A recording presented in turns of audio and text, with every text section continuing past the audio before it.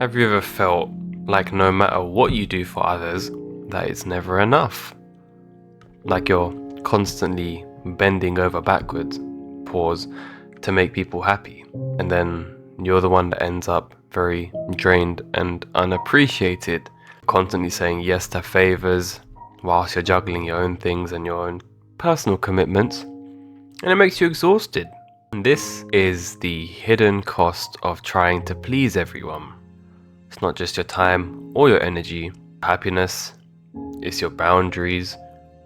Sometimes it can even be your identity. So, we're going to talk about today in terms of people pleasing can be so damaging when taken to extremes. How do you recognize some of the signs?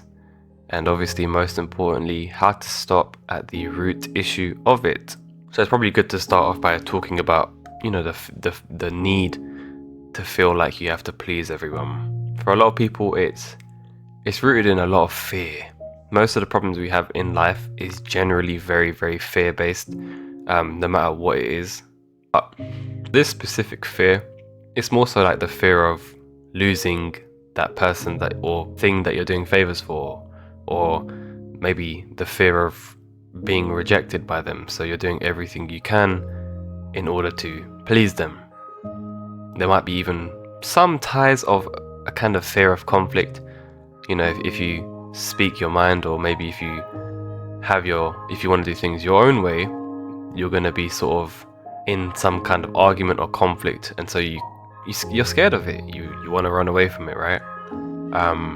For others, it could even be a fear of being seen as selfish because you feel like their needs are more important than yours, and then eventually say yes to everything. You overextend yourself, and then you end up putting your own needs below someone else's because you think in exchange for it, you're gonna earn love, you're gonna earn acceptance, and that you're gonna earn some form of approval. And I feel like a lot of times it stems from your childhood, because when you're a child, a lot of things carry over to your adult life, or maybe if you're young right now, it could even transition to when you get older as well. So when you're a kid, you just want to be the best in the world, you want to look the best to everyone, and so maybe to your family or to your peers, you might start to seek praise.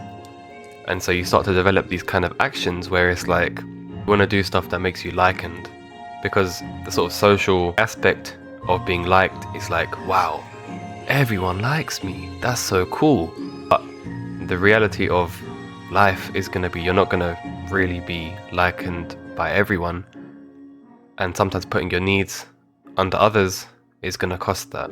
So when you grow up, you end up struggling to say no to anything at all. There's no boundaries, and what's going to end up happening as a result of that, it doesn't guarantee being likened, and then the more you kind of give without having boundaries at all, it's going to be a thing of more people kind of take without appreciation, and then your sense of self gets lower, your self-esteem gets lower, because now you're just a conduit for people to essentially use you, because that's what you've sort of given them, that's all they know of you. That's not good, because that can really, really just kind of bring you down. It doesn't make you live authentically. And some of the effects you get from people pleasing constantly is going to be, one, burnout. Now, for a lot of people, maybe they want to sort of people please at work, to get that promotion, or that sort of, I'm the favorite in the workplace. But because you're forcing yourself to fit this persona that's not really you, it's going to affect your productivity. It's going to make you probably perform worse. It's going to rob you of some of the joy and motivation that got you to do that job in the first place, because you've said yes to too many commitments. Or maybe, you promised your cousin or your family member or friend to do something, even though you've got a bunch of things on your plate, and the same thing happens. And then sometimes you might even just fall asleep midday, or you might just crash out a little bit, which isn't good. You do not want to be doing that, because the kind of person you're going to start to become is going to be a person who's full of resentment, but no one will know. No one's going to know how you're feeling on the inside, because all you've displayed to them is this kind of selflessness, righteousness kind of aspect where they're like, oh, he's a nice guy, he's really kind, or something like that. But inside you're gonna be like, damn, I hate the world, you know, I'm being taken advantage of. And what's gonna end up happening? You're gonna bottle everything in, and you're gonna explode one day. And then you're just gonna, and who knows how that's gonna kind of like come into fruition. It's gonna damage you internally, man. And that's gonna make you suffer so much, man. You could probably lose hair, you're gonna probably get white hair, your face is gonna age. Every day is just gonna feel like suffering. You're just gonna be constantly frustrated and no one's gonna know. Next thing you know, you're all alone because that frustration might have bottled up, and then you've just kind of released it at one point where people didn't expect you to act like that, and then you might just drive them away, which is like the complete opposite of people pleasing, right? Which is really toxic to yourself and to the people around you. And when you kind of reach that point, you're going to pretty much lose some of your identity, who you are.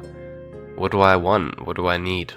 Who am I? And you don't want to feel empty. You don't want to feel directionless or kind of unfulfilled in any kind of way, because now you're at a point where you don't even know what you want because you're so used to just doing stuff for others or fitting someone else's narrative of yourself.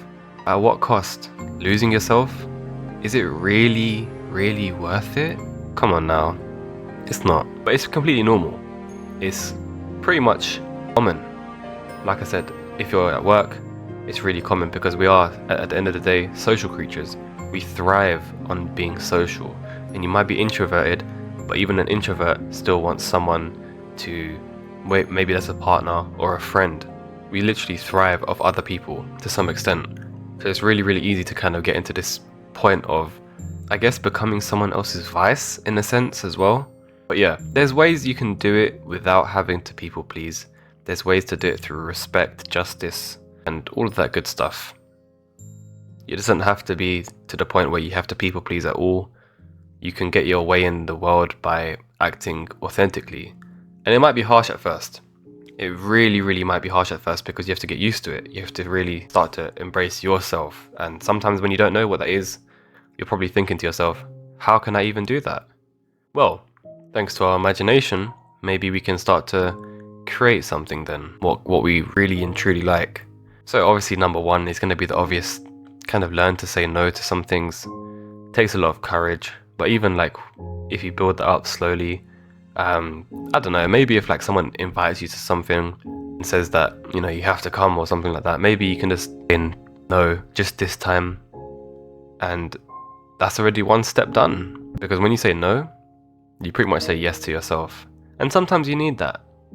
Sometimes you need that kind of clear boundary, whether it's one invitation at a time or one work party at a time or whatever it is. And I'm not saying say no to every single thing, because again, you're still a social creature at the end of the day.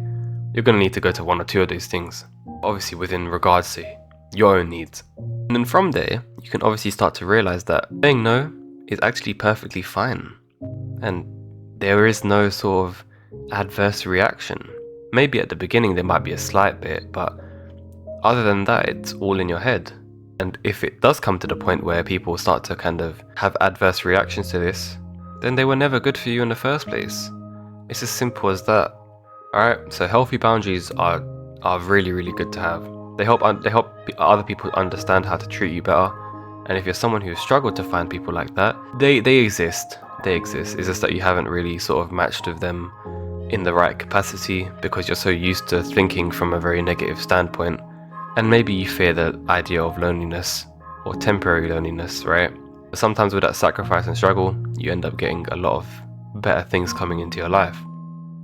Anyway, that's a topic for another video. So I would say next is probably to sort of prioritize some of your needs, really understanding what that is to you, what your hobbies and interests are. It can be anything silly. It can be anything really disciplined and hardworking.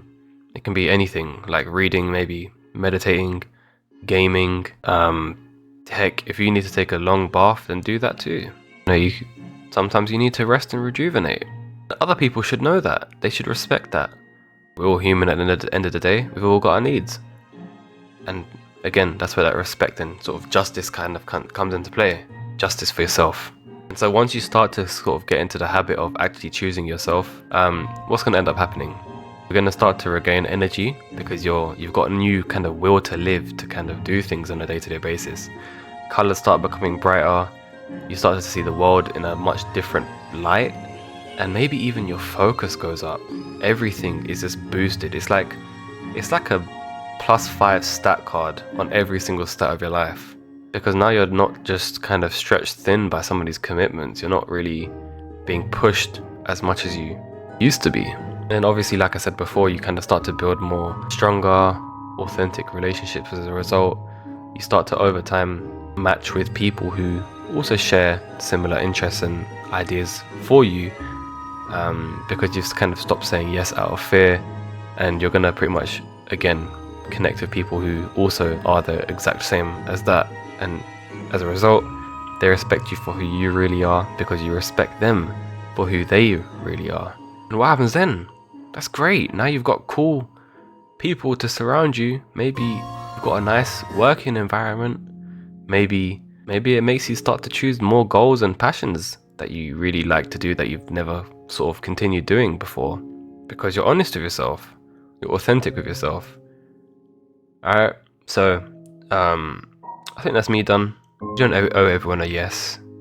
Live authentically, because you're just gonna sort of match with an authentic lifestyle that really nurtures the real you, the one that you truly want to be. So take what you will from that. Peace and blessings be to you all, and I'll see you in the next one.